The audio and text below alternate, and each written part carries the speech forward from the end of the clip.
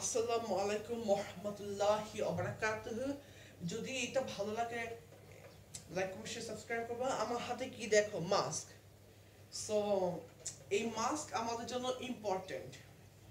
So লোকেরা অনেকে হয়তো বাইরে যেতে চাচ্ছে, অ্যাজ ইটস করোনা ভাইরাস, তো আমাদেরকে প্রত্যেক দিন মাস্ক পরে বাইরে যেতে হবে। তো আগে যখন আমরা করোনা ভাইরাস আগে যখন ধুলা ছিল রাস্তায়, তো তখনও লোকেদের মাস্ক পরতে হতো। সো এখন মাস্কে এভাবে পরবা। যদি আমরা মাস্ক পরি তাহলে বাইরের ময়লা ধুলা দুর্গন্ধ জীবাণু যা আছে না আমাদের মুখে যাবে না, বাস ইনফ্যাক্ট থু থু স্যাপ কিছুই যাবে না।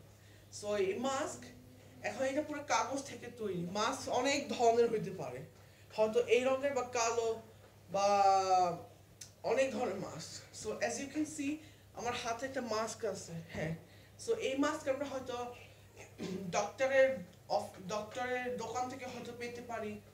এখন আমরা যদি প্রত্যেকটা দিন মাস্ক পরি তাহলে সবার জন্য এই মাস্ক ভালো হবে। তাহলে বাইরে থেকে ময়লা ধুলো দুর্গন্ধ জীবাণু বালু আসে না, এটা আমাদের মুখে যাবে না।